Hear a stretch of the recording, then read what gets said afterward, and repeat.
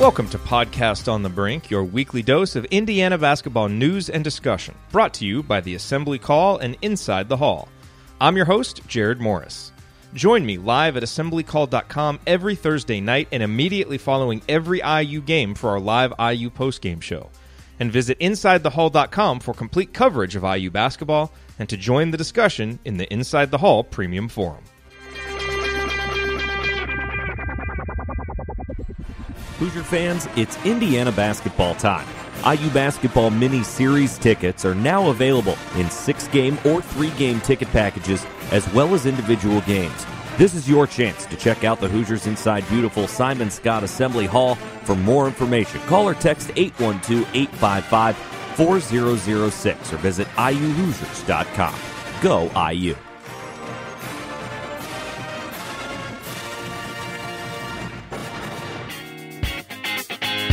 On this week's edition of Podcast on the Brink, Alex Bozich is here, and we take a look back. We start by taking a look back at the Central Arkansas and Jacksonville games and discussing our biggest takeaways from those games. Then I ask Alex a few FAQs that I've been getting, frequently asked questions from Indiana fans, just to see if Alex has any updates on them.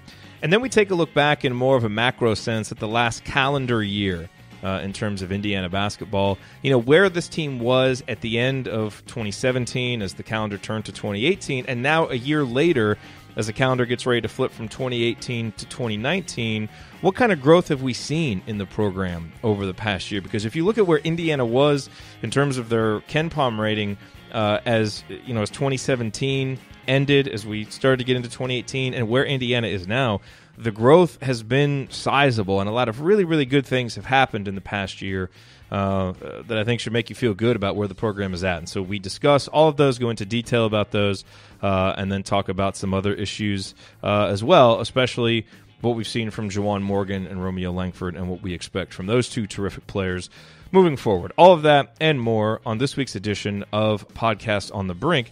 Before we get to all of that, real quick, a message from our sponsor, Home Field. This week's edition of Podcast on the Brink, as have so many of our recent editions of Podcast on the Brink, brought to you by Home Field. And at homefieldapparel.com, you will find the comfiest and the most unique licensed IU apparel anywhere. Home Field was started by an IU grad, and all Home Field apparel is designed and printed out of Indianapolis. And with the Big Ten season upon us, you should check out Home Field's IU Basketball Champions Tee. It features IU's 5 championship years, a feat that, of course, no other Big Ten school has accomplished. And I will continue to plug the Tri-Blend Fleece hoodie, even though it's not on this week's copy points. I'm going to plug it anyway because I love it. And last night, I walked out from the back room. My wife had just finished doing the laundry, and what is she wearing but my Tri-Blend Fleece hoodie? She's not an IU fan. I mean, she is an IU fan just because of me, but she went to Texas A&M. So she was wearing it just because it was comfortable. And that's what she said. She's like, this is so comfortable. The inside of this is amazing. And I was like, yes, it is. And I really wanted to wear it, but I didn't have the heart to ask her to take it off. So it's that comfortable. And if you're an IU fan like I am, and like I know you are if you're listening to the show, you'll love the cool vintage logo that is on that sweatshirt and on all of the other IU gear at homefieldapparel.com. So make sure you check them out, homefieldapparel.com. And don't forget to use the promo code BRINK, BRINK, at checkout, and you will get 15% off your first order at homefieldapparel.com. Home Field, wear one for the team. All right, and here now is my conversation with Alex Bozich. All right, well, the Hoosiers have played a couple of games. It seems like a long time ago that Indiana played a couple of games, but they have played a couple of games since the last time that we convened here on Podcast on the Brink, Alex. And so, well, you and I want to spend the majority of this episode kind of taking a big picture look back at the last calendar year and what's gone right, what's gone wrong for Indiana. Let's start with just last week, the 2 games that we saw, Central Arkansas, Jacksonville. Neither team obviously very good. We didn't expect to learn a ton from either one of those games, but what were your biggest takeaways from each of those ball games? Well, I guess the thing that really stands out to me, obviously the Juwan Morgan triple-double was notable from the Jacksonville game, because those only happen, once every 47 years for IU basketball, or yeah. Hasn't happened for 47 years. It was actually shocking to me when I saw the stat that there's only been 2 now 2 triple doubles in program history. You would have thought that with all the great players that have come through the program, at some point somebody would have notched a triple double. But and that previous one was with blocks. It wasn't even with assists, which is the traditional way that those are gotten. Yeah, you got the feeling early in that game that it was going to be a great night for Juwan Morgan. I wondered if he could get there with the assist, but it was kind of notable that didn't he get the assist first? Or I think so. Maybe it was the rebounds or assists. I know he got the points, I think, last. But yeah, I mean, that was notable. The other thing was the turnovers, I think, at least to an extent. Indiana against Central Arkansas, turnover percentage of 16.3, and Jacksonville 16. I made note of that in the Jacksonville. I think it was 5 takeaways. That the turnover numbers obviously as a whole aren't completely where Indiana wants them to be, but they're inching down. I think they're 238th in the country right now, 20.1. I think I've mentioned a couple of times, just I think a key moving forward is for this team to kind of reach its potential offensively is that number continuing to go down, because for as much as we've talked about Romeo's struggles shooting 3-point shots, this team overall is actually not a bad 3-point shooting team. Now, they don't take a lot of threes, but they're 37%, which is 63rd national. I mean, that's a number you can work with if you're shooting over 60% on twos. Now, I don't think that number is going to hold up to the 2-point shooting that obviously that high once Big Ten play rolls around. But I think the turnovers were notable, kind of a takeaway from the last 2 games. And then obviously the defense continues to be outstanding, holding Central Arkansas, I think it was the .272, and then Jacksonville 0.86 points per possession. So 2 stellar defensive performances. Now, not great competition, but I think overall this team has put together a solid body of work so far. Defensively, Seth made a pretty good note about kind of where the team is from a defensive perspective compared to last season and his takeaways from non-conference play. So really, I mean, those games. The Central Arkansas game, unfortunate that Rob Finnessy got hurt. I think the goal to getting through those games was kind of to keep everybody healthy, get some guys that maybe didn't get to play as much, some time on the court, and for the most part, it doesn't sound like Finnessy's injury at this point is going to be too long term of a problem. So I think Indiana accomplished what it wanted to in those 2 games. And in Rob's absence, Devonte Green got a lot more time out there. And to me, that was the other big takeaway from those 2 games was kind of Devonte Green's resurgence. Now, he's going to need to do this against better competition, of course, and we've seen it because he did it, last year in Big Ten play. There toward the end of the year, he played much better. But, seeing him have 11 assists to only 4 turnovers, especially, in the 4 turnovers, especially given how many possessions he was in charge of the basketball, I thought that was a really good number. He added 6 rebounds per game in those 2 games. And obviously in the Central Arkansas game, he shot much better than he did in the Jacksonville game. But I just thought from him, we continued to see what I think is a pretty obvious maturation in terms of his decision making. Now, he's still, pulling up for a long 2 every now and then, or trying to make a home run pass every now and then that, maybe you wouldn't want him to. But I also feel like these last few games, there's been that moment where you kind of think he's about to make a decision where you're like, no, Devonte, don't do it. Don't make that pass. Don't. And he'll back it out and kind of be a little bit more conservative, be a little bit more patient, and make the better decision. And I think that's a really interesting development, because if he becomes that kind of player and these couple of games are a harbinger for what he can do in Big Ten play, he really adds some depth and some dynamism to Indiana's backcourt. And obviously that's important if anybody gets hurt, but even if when the team is at full strength, if he's doing that either in a starting role, off the bench, whatever it ends up being, that's really going to be big for this team. So we'll have to wait and see how much this carries into Big Ten play, but I thought that was pretty encouraging to see. Yeah, and just looking at his last 3 games, Jacksonville State, Central Arkansas, and Butler, obviously, which is a legit opponent, he's had 16 assists and 5 turnovers. That's, I think, encouraging. Those are numbers you can obviously work with going forward if he can kind of make that more of the norm rather than the exception. Also 6 steals in that stretch. He shot it well from 3-point range. I think he's 8 of his last 16. So that's pretty darn good. He's up to 36.4% now for the season, which is right. Solid. His assist rate is solid, 25.6. Now the turnover rate's 25.1, but yeah, I think he's I notice in certain instances now where he would have kind of tried to make a home run play. A lot of times now he's kind of pulling up. It's especially noticeable when I use playing offense in front of its own bench, and I think Archie Miller's right there where he can hear him clearly. Yeah. To pull the ball out and make a better decision. He's doing that more often now. So hopefully it's a sign of things to come for him. Let me ask you real quick. I know some of the questions that people are thinking about, so let me just kind of fire these off to you, and you tell me if you have anything on any of them. The status of Jerome Hunter and Race Thompson and Keion Brooks' recruitment. Has there been anything new to add to either one of those, or are we basically just in a holding pattern with where we were before? Well, Jerome Hunter, I've kind of said for a long time that I'd be surprised if he played this season. I think the longer this goes, without him, showing any signs of being close to a return, I don't know that you want to throw him into the mix in late February or something like that and burn a whole year of eligibility. So I would be surprised at this point if he plays this season. Now, I know there's been no formal announcement, so it's kind of a wait and see. That's just kind of my read on that situation. Race Thompson, I would say, is coming along nicely because now he's actually sitting on the bench for games, whereas before he was kind of in and out in terms of showing up and actually being at games. So that tells me that he's adjusting well to kind of being in louder atmospheres and kind of being in the arena for games.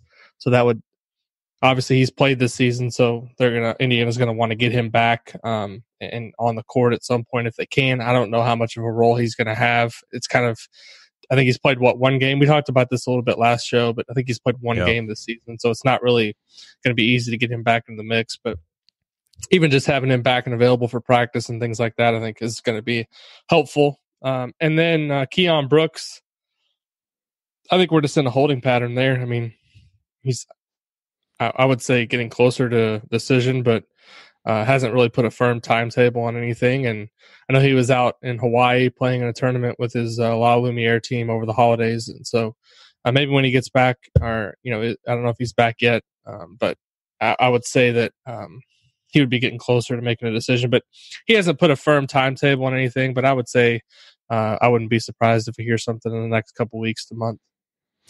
One more question for you before we look back at the last year. Armaan Franklin, you posted some new highlights about Armaan Franklin on InsideTheHall.com earlier. I was actually just getting ready to watch them before you popped on in Zoom, so I haven't had a chance to check them.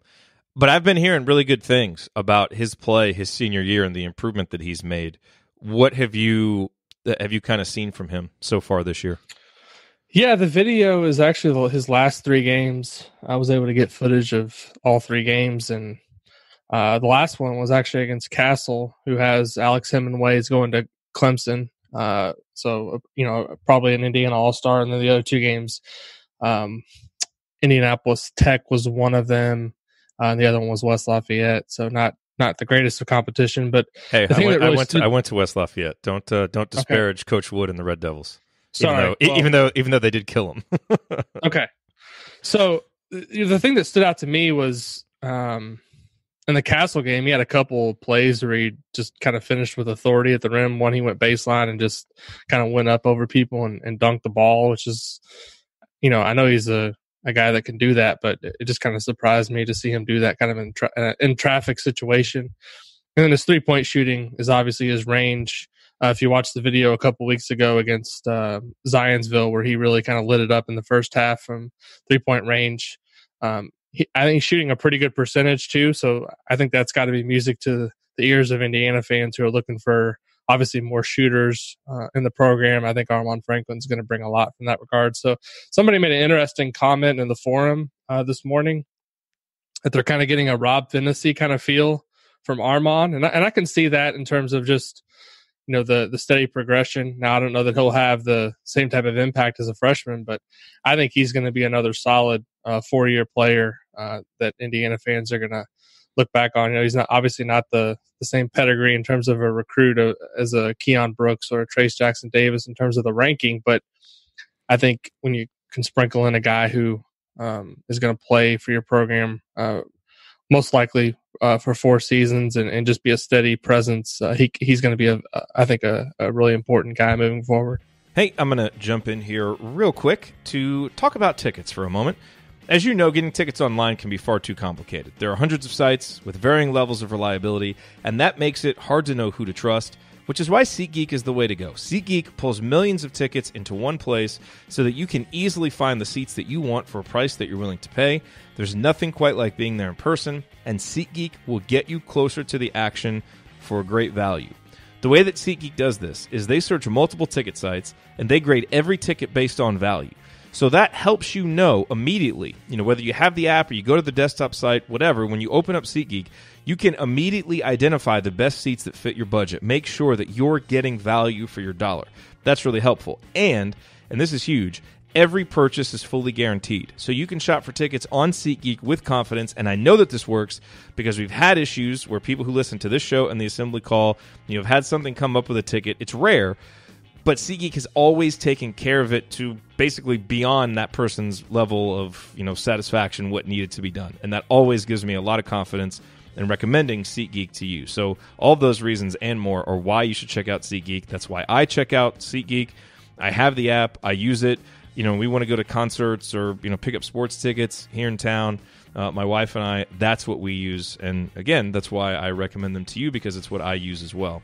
And best of all, since you're a listener to Podcast on the Brink, you can get $10 off your first SeatGeek purchase. So download the app, enter the promo code BRINK, B-R-I-N-K today. That's promo code BRINK, and you will get $10 off your first SeatGeek purchase. SeatGeek, life's an event. We have the tickets. Now back to my conversation with Alex Bozich. All right, so let's take a look back, Alex, at what has gone on with this program over the past year. And obviously putting any kind of endpoint or specific time frame on what you're looking at can be a little bit arbitrary. So going from January 1st, 2018 to January 1st, 2019, it is a little bit arbitrary. But I think it can also be a little bit instructive just to kind of see some of the trends, see some of the growth in where the program is. So here's something interesting. In 2018, and obviously we're not to January 1st yet, but Indiana doesn't have any games between now and then, so whatever their rankings are, they're going to be right around that spot. Last year, at the beginning of 2018, do you remember where Indiana was in KenPom? Off the top of your head? Beginning of 2018. Yeah. So last year, and it was after they had played 14 games at that point, so on January 1st, 2018. I would guess this is just a shot in the dark, somewhere in the 90s. They were 90th. Wow. They were 90th. Yes, they were 90th. Now, you think about where they were. They were 8-6. They had that one win over Notre Dame, obviously, but they had home losses to Indiana State and Fort Wayne. They had 5 losses by 10 or more, 3 of those by 16 or more. So they were 90th. Do you know where Indiana is today in KenPom? 24th. So they have made a 66-spot jump in one calendar year. Now, this data only goes back to the 2010-2011 season in KenPom, where they will actually show you what a team's KenPom rank was, like at each game, at each step of the way in the season. Before that, you can only see what it was at the end of the year.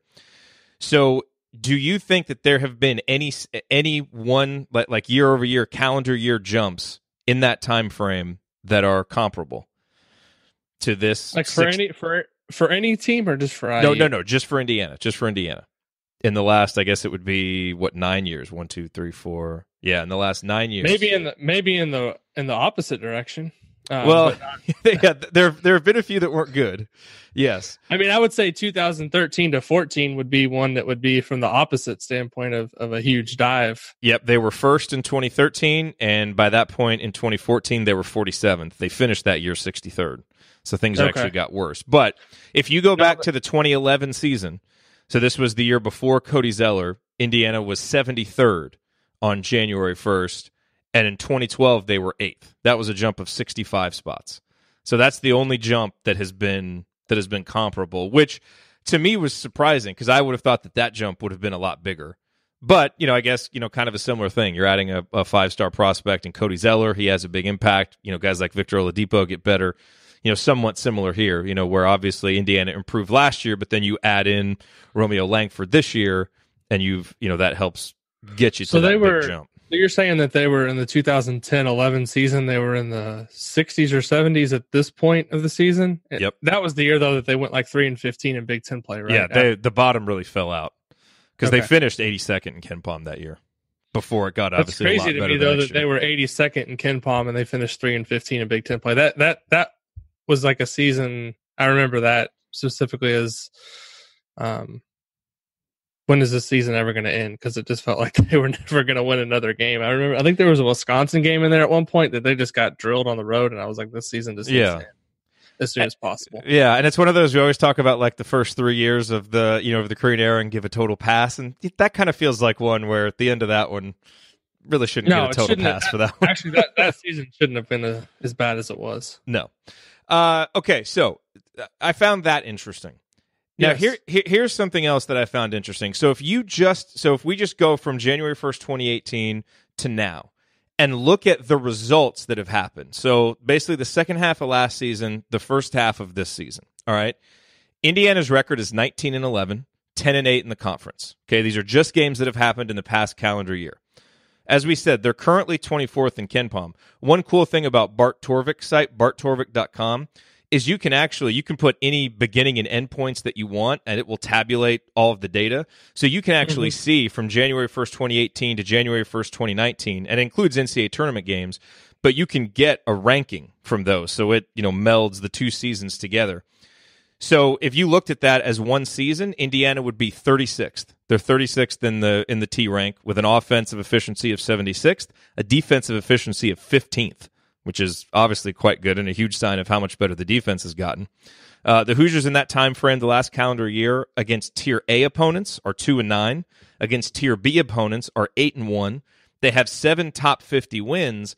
And so I guess my point here in kind of laying this out is basically over the last calendar year, after being at 90th in Ken Palm, Indiana's essentially been about a bubble team. Because those results, 19-11, 10-8 in the conference, about 36th in the computer rankings, about a bubble team, maybe even a little bit better than that, like a 9 seed, a 10 seed, something like that. How does that strike you in terms of improvement from where they were 1 year ago, given everything that's happened? Do you think that's reasonable? Do you think that's a good sign of growth? Do you think it should be better? How does that hit you? Well, I guess I'm not surprised. I feel like kind of the biggest, and this is going back to, I guess, 2017. I think the most encouraging thing about how Indiana finished last season was basically how they got blown out in those 2 home games against Indiana State and Fort Wayne, and then the defense really in Big Ten play. I think, and I don't have it right in front of me, but I think they were the 4th or 5th best defense in Big Ten play last year, and that was with a team that at one point was just getting absolutely shredded up by mid-major teams at home. And so that was the most encouraging thing. 19-11 being in the top 40 and Bart Torvik, and you look at last year's conference play, Indiana didn't really beat anybody all that good in conference play last year. I mean, their record was 9-9, but they didn't beat any good teams. And so that kind of tells you how good they've been this year so far. For them to even be that high, they've got a lot of really good wins so far this season, and they have a great resume going into conference play. And that's a question I've got a couple of times now on Twitter is basically, what do you think Indiana needs to do the rest of the Big Ten season just to make the tournament, like minimum? And I feel like their non-conference resume, and this would be something I think Andy will probably get into soon when he starts kind of taking some deeper dives into the bracket stuff, but their non-conference resume, they've really set themselves up. If they can have a great Big Ten season, win 13 or 14 games, I think to get a top 4 seed in the tournament. So, I think the number sounds about right. The number you gave me from Torvik, because they've been really good so far this year and the end of last year. I mean, they won some games, but they didn't really beat anybody notable. So that feels about right to me. I probably would have guessed something in that range. And considering, where they were a year ago at this time, I think you have to be excited about the potential of this team. Now, we'll see if they can continue to win close games at the clip that they are right now. I think that's kind of probably the biggest worry on everybody's mind. If they keep playing with fire so much, are they going to be able to continue to win close games? But there's plenty of reasons for optimism as we hit the new year. Yeah, no question. To be where they were last year, and like you mentioned, over the second half of last season, they didn't have a lot of huge wins. But I think what they showed is that they were laying the foundation for, what this year's team could be if they got the influx of new talent. And of course, as the season went along, we didn't know that they would have Romeo Langford. But, you saw Juwan Morgan kind of step into the role of being a leading guy. And now that you add Romeo to that, you get, would have been really solid contributions from Robert Finney. And that's the other thing. We spent a lot of last year lamenting yet another year with such questionable point guard play. And now, here we sit a year later feeling pretty good about the point guard position moving forward. And the other thing that I didn't mention, that has happened in the last calendar year is 2 5-star commitments. Obviously, the Romeo Langford commitment that really, helped propel this year's team to being a top 25 team now, but also the commitment of Trayce Jackson-Davis. And so I think the thing to me that has defined the Archie Miller era so far is just steady progress. Like it feels like he kind of laid out a vision for what would happen his first, day on the job. And it just feels like, no, maybe there hasn't been some big meteoric victory or some huge thing that is just like, propelled Indiana to, way forward, but it just feels like step after step after step, very methodically, they've just gone about what they've wanted to do, and Indiana just keeps getting better. It's like this kind of relentless improvement, both on the recruiting trail and on the court, that is really, really encouraging, and it makes you feel good about this year's team continuing to improve, because yes, even though a lot of the wins have been close, some of the reasons for those wins being close have started to improve, turnovers and free throw shooting, some of those issues. And so you feel good about what this team can do. But then I think in the macro sense, in terms of the program just continuing to improve, you look at some of these trends and you look at how Indiana's gotten to where they are now from where they were, and there continues, I think, to be a lot to feel good about, just in terms of the trajectory and their ability to sustain it. Even after Romeo and Juwan leave, even if there's a dip, you feel good about the overall direction. Yeah, and I think the biggest thing is that people want to see. And obviously, we don't know if this is going to be the case because we're trying to project 2 or 3 years down the road. But in the previous under the previous coaching regime, Tom Crean, there was these really high seasons, like the 2011-12 and 2012-13 were probably his 2 best back-to-back seasons. But there was always a backslide after. And it's okay, I think, to have a season where you maybe aren't as good as the previous year based on your personnel. But what's not okay, I guess, in the eyes of kind of where Indiana fans feel they should be, and I agree with the sentiment, is you should really never have a season where you're not in contention to make the tournament, or really you should be in the tournament every year.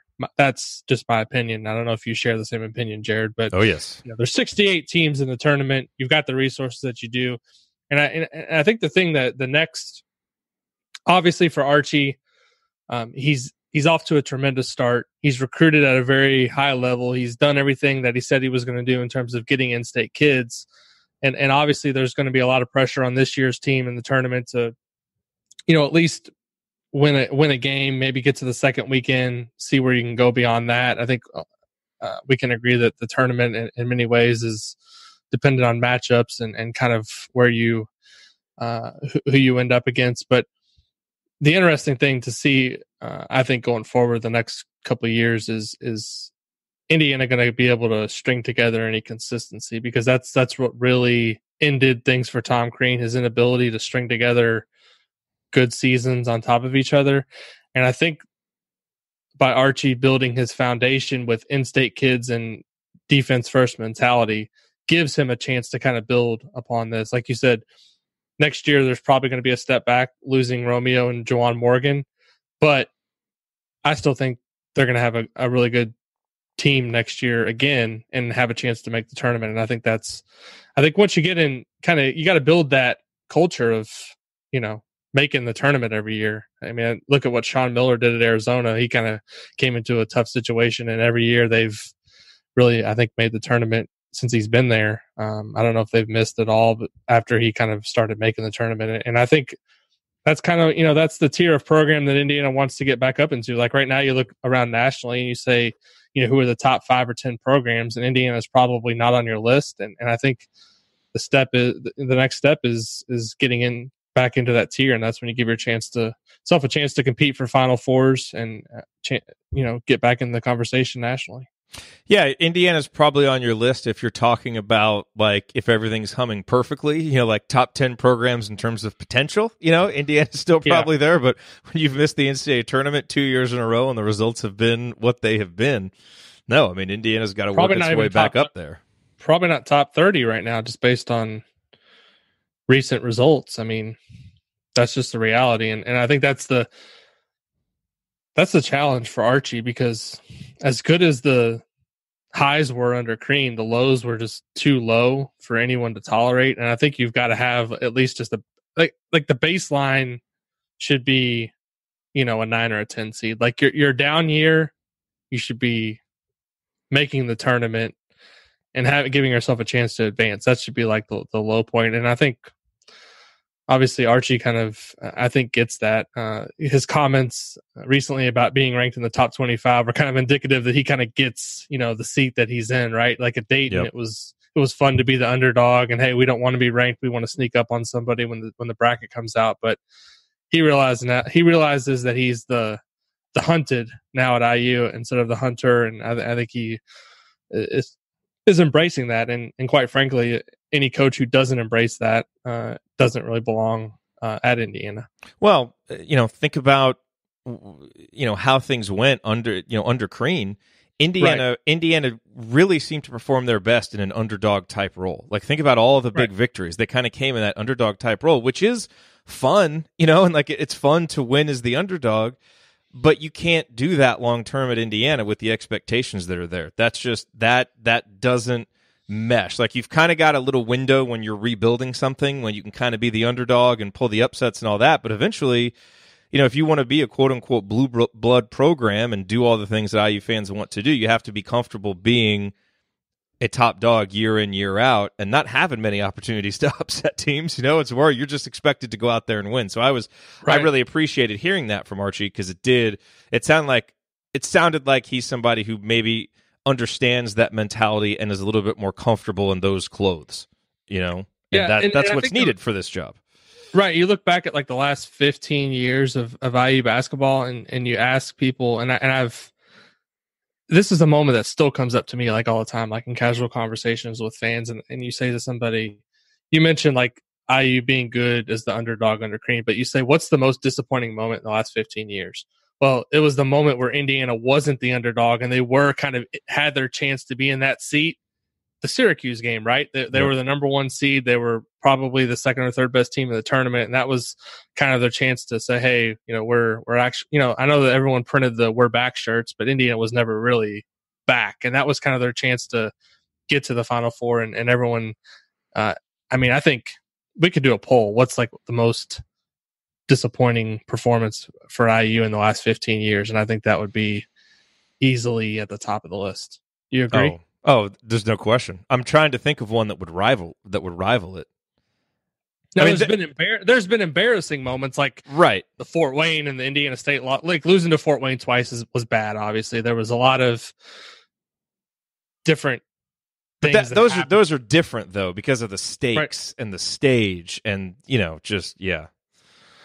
that kind of solidifies your point of, hey, it's fun to be an underdog for so long, but at some point you want to get back to being a team that's consistently thriving when other people are, trying to take something from them. And really that's really the only moment since that 2002 run to the championship game where Indiana's been kind of the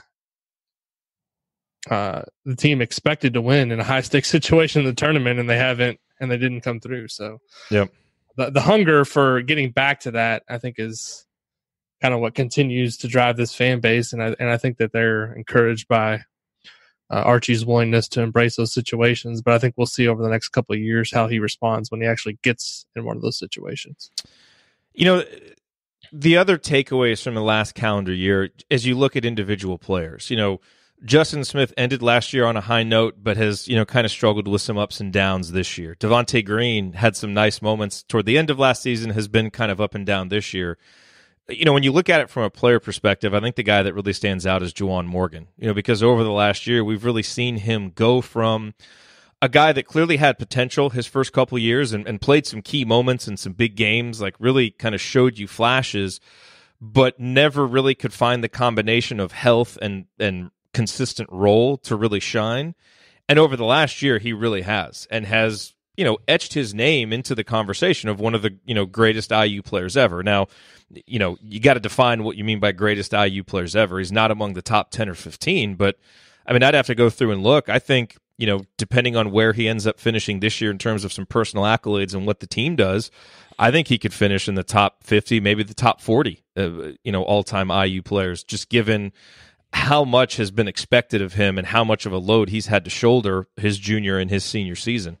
That to me it's really what has made, especially at the end of last year when you kind of knew Indiana wasn't really going anywhere, but just on a night in, night out basis, watching him play so well and then seeing what he's done now as a senior, to me it remains the most rewarding part of being a college basketball fan. It's why I like being a college basketball fan, is watching these guys grow and develop, from their freshman year to their senior year. And as it was with Yogi, it has been really, really rewarding watching this 4-year evolution of Juwan Morgan from, freshman that, kind of came in toward the end of the year on a Big Ten championship team and had some big moments, to now clearly being the leading man in a resurgent program. And, you mentioned the triple-double, his most recent performance, one of his most impressive individual ones, but he's just, he's continued to impress, and I really look forward to seeing what he does now over the final few months of his college career. Yeah, I don't know that he is going to end up one of those guys that's on the top, 35, 40 players in IU history. But I think in terms of just for this era of IU basketball, if the Archie Miller, era turns out to be kind of a return to prominence or return to sustained success, a lot of people are going to look back at Juwan Morgan and say kind of he was really the guy that helped get things off the ground, because obviously when Archie came in, he lost James Blackman Jr., OG, and Thomas Bryant immediately to the draft. Those were all expected departures. But Juwan was the guy who really bought in and stuck around and kind of helped turn things around. Obviously last season didn't go as everyone would have hoped, but he was really the most consistent bright spot, obviously along with Rob Johnson, who I think a lot of people will remember fondly, but Juwan has a chance to just kind of be remembered as a guy who offered the program stability in a time where there wasn't a whole lot to hang your hat on, and just a guy who has improved in just so many different ways throughout his 4-year career. I watched some video recently from his freshman season. I was going back and watched I think it was maybe the Maryland game at home that they played, and just how different he looks now. Just the physical maturation, how his game has changed. He wasn't. I mean, now when he gets the ball down in the post, he just kind of bullies his way down there, and just it's almost like he's unstoppable when he catches the ball at a certain point. That was not his game at all as a freshman. So just to kind of see his improvement over 4 years has been really fun to watch, and also his Instagram comments are one of a kind. I don't think those will ever be forgotten, right? I mean, if you're making a list of IU players in terms of Instagram comments, he's definitely number one. Yes, he is. The other thing that has really defined the last calendar year of Indiana basketball has been Romeo Langford. First, the pursuit of Romeo Langford last year. You think back, it was January 14th, that Northwestern game that Indiana won 66-46 that Romeo attended. And it really seemed to kind of rekindle like, hey, Indiana might really have a chance here. Romeo's here in attendance. He's watching this game. Of course, in April, then he commits to Indiana. And now we've gotten to see him for a couple of months. I tell you, I think it was either the Jacksonville game or the Central Arkansas game. I think it was the Jacksonville game when he was kind of out there playing late. And, look, we know how much is expected of him. He's known as a scorer. And I thought it was so impressive to see him come out in the second half of that game, and rather than just kind of hunting for points, which would have been really easy to do in a game that's already decided, prop up your point per game total, go kind of get yours.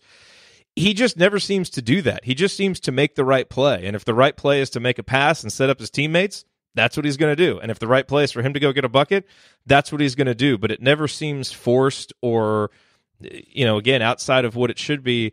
And then I think there were about 2.5 minutes left, and there's a loose ball, and he's hustling after it, and gets it, over a couple of Jacksonville guys who were just standing there. And it just impressed me, just that mentality that he had, that his instinct was, to keep hustling out there. And I've heard, a whisper here or there from, people that are apparently watching different basketball games from what I'm watching, talking about how he doesn't seem bought in or whatever. I haven't noticed that at all. And I think it's absurd, actually, when I hear people say that.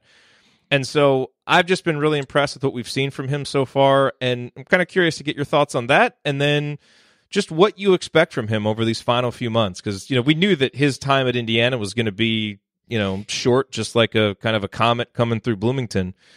What do you expect that we'll see from him individually as his during his final few months as a Hoosier?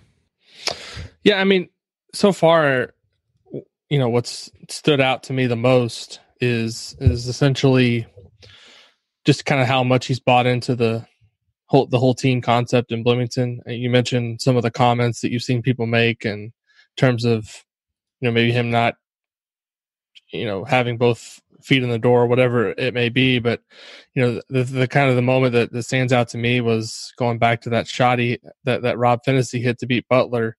Romeo's, the expression on his face, and he looked as happy as anybody in that situation, that Indiana was able to win that game. That kind of told me all I needed to know in terms of where he is with this team and being bought in. The rest of the season, in terms of from an individual standpoint, I mean, his shooting percentage overall is really good, but his 3-point shooting percentage is something that could really use some work. And I think that's one thing that the NBA people are going to be watching the second half of the season. Is he going to be able to improve that number? Because there's just not a lot of shooting guards in the NBA that are shooting 21% on threes. So that's something he's going to really have to prove that he can do better. But ultimately, I think the biggest way he can help himself in terms of his draft stock and his future is just be a part of winning basketball, right? The further Indiana can take its season in the tournament, the more exposure not only the program is going to get it, but he's going to get more eyeballs will be on him. And if he's contributing to winning games at a high level, then I think all the other stuff, the accolades are going to come with that. So I think it's great to focus on team stuff first and let everything else come as a result of that. The other guy's observation from the past year has just been, and I mentioned this earlier, that we spent so much of the last two seasons lamenting the point guard position and, just how far it had fallen after the outstanding play that we got from Yogi in 2016. And I think people were excited about Rob Finney and what kind of prospect he was, but maybe not quite sold that he was, an elite point guard for the future. And I suppose we don't know yet that he'll be an elite point guard for the future. But we certainly have seen enough from him over the first part of his freshman season to feel much, much, much better about that position moving forward. Now, obviously, you hope that, and Archie will continue to recruit. You hope to get, more 4- and 5-star prospects in there who can handle the ball. But you feel a lot better about that position with what Rob Finney has shown, which I don't think anybody, even the most optimistic Rob Finney fans, well, outside of one I can think of, but I don't think many other folks thought he was going to be this good this soon. And that has really probably been the other biggest kind of change from last year at this time to now. Yeah, I mean, that was obviously one of the primary downfalls of Tom Crean era was being unable to replace Yogi Ferrell with at least just a kind of a average to above average player. That was no knock on Josh Newkirk, but he just really couldn't live up to what Yogi Ferrell did, and obviously Rob Finney's probably not going to live up to it, but he's going to offer enough, I feel like, long term for Indiana to have above average to potentially really good point guard play for the duration of his career. And I think it's encouraging that he's shown himself to be a steady presence as a freshman in some really tough spots. I mean, everyone talks about the Butler shot, obviously, but the Louisville game, the Penn State game are examples of him making key plays that you don't often see out of a freshman in the last 10 minutes of a game in tough situations. It's telling that he was called Big Shot Rob before the Butler game. Like that kind of solidified it, but that nickname had already started well before that game. Yeah, I mean, he's a guy that I've watched since the sophomore year of high school, and it's just, I think the biggest thing with him and Archie Miller is Archie Miller trusts him, right? I mean, that's the biggest thing with your point guard is, they're going to make some mistakes, but more often than not, he's going to make the smart play. He's going to not try to do anything that's kind of out of his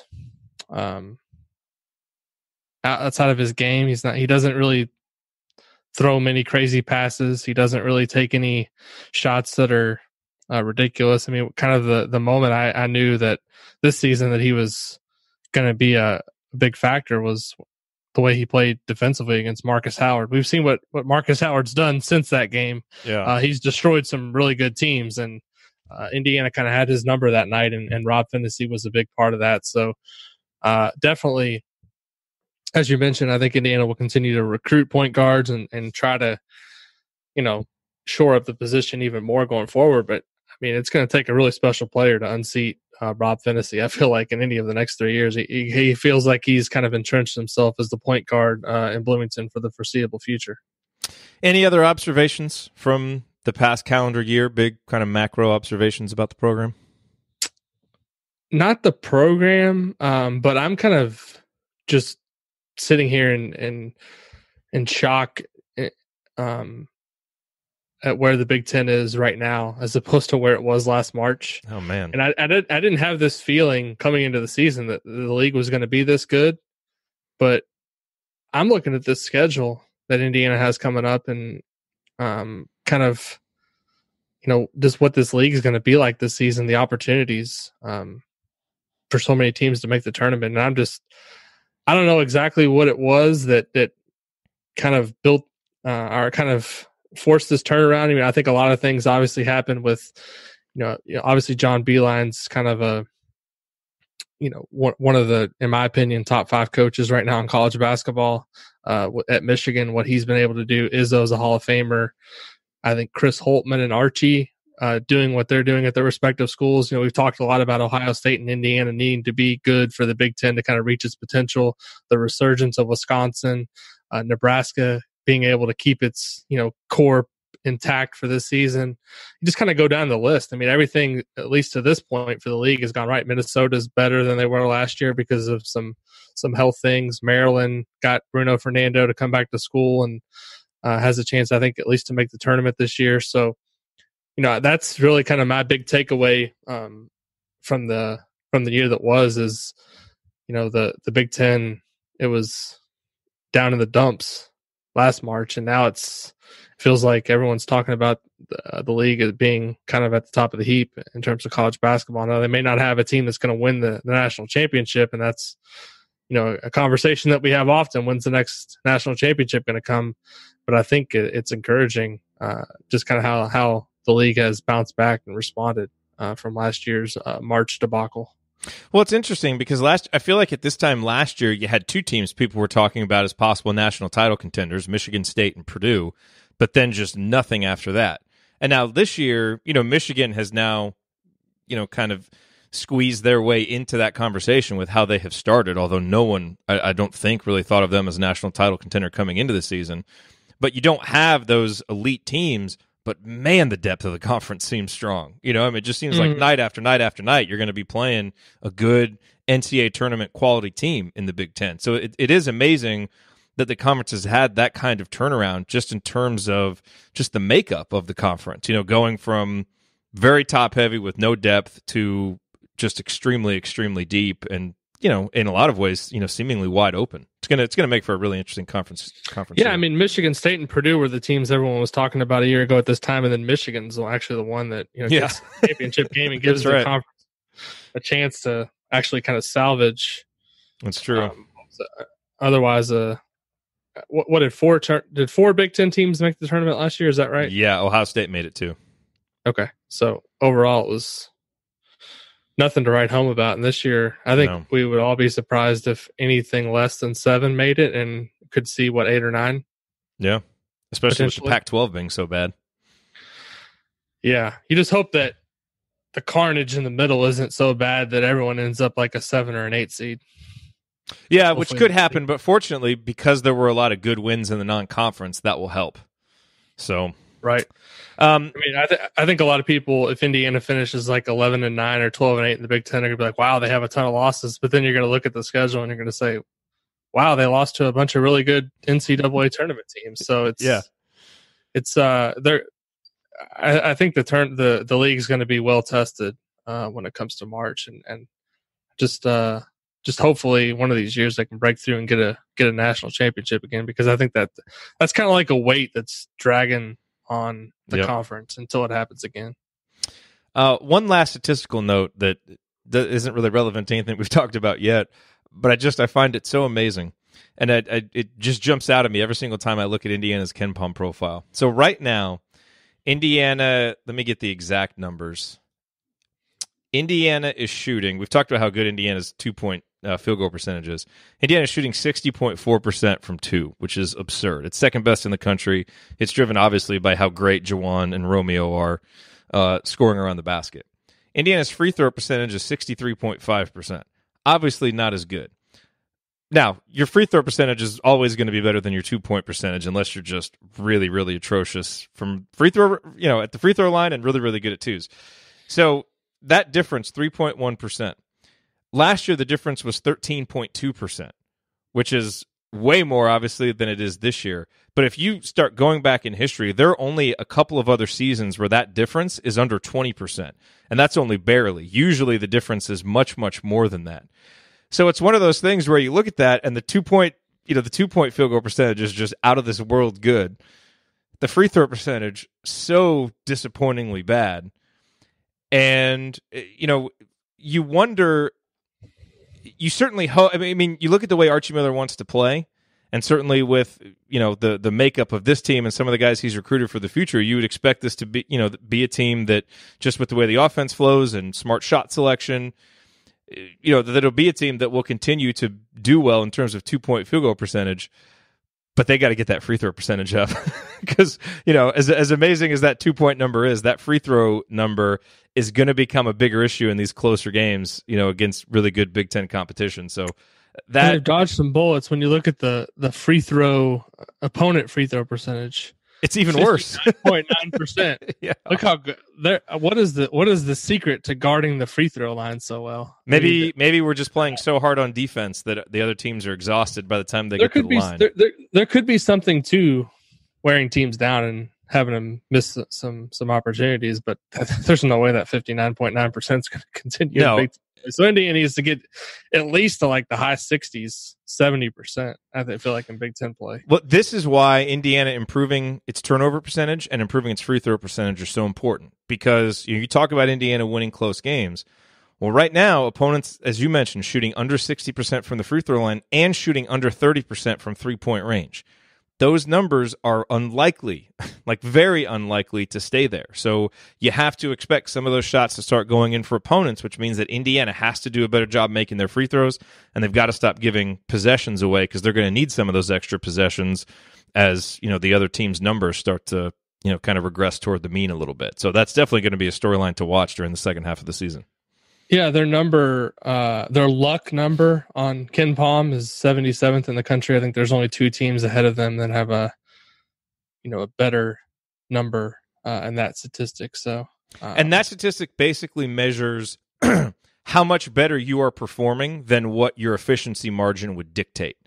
So, right. And a lot of times that's winning close games. Like I think Kansas has a really high luck number this year, and Virginia does too. Yeah, so it's not to say, like, some teams, And some coaches tend to do a little bit better in that because you do better in close games, and Archie Miller is one of those coaches because he's one of the best coaches in close games. But obviously, But it wasn't that way last year. They were 252 in that last year. In part because because they lost all those. Go back, you kind of replay the Purdue game and the Michigan State game at home were like two examples of games that this team probably would have won, and last year's team just wasn't able to pull it out. And what's the biggest difference? To me, the biggest difference is last year's team did not have a guard who could go get a bucket when you needed one.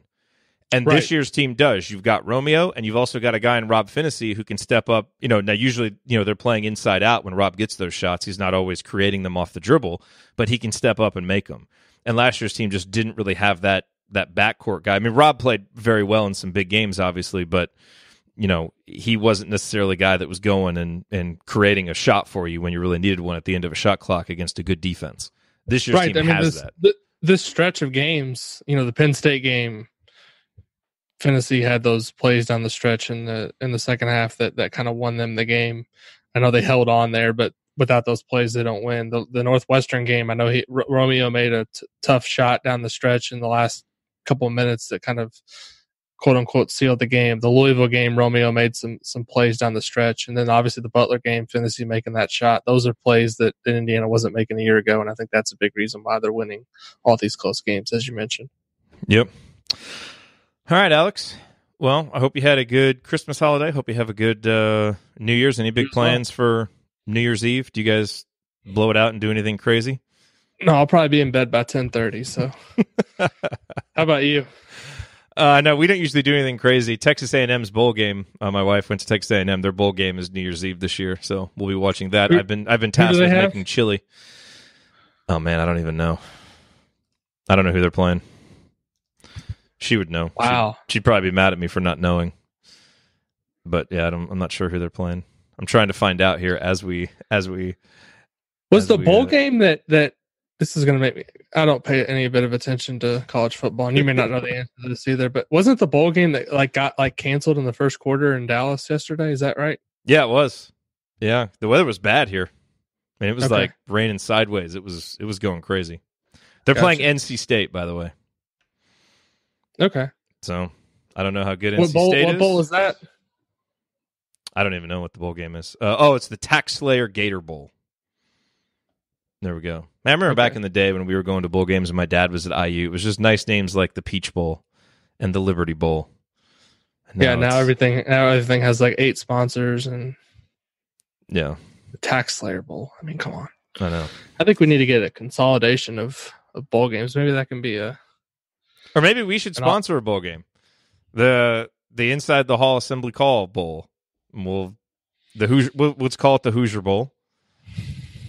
We'll just have an open invite for Indiana every year, whether they get to 6 wins or not. Yeah.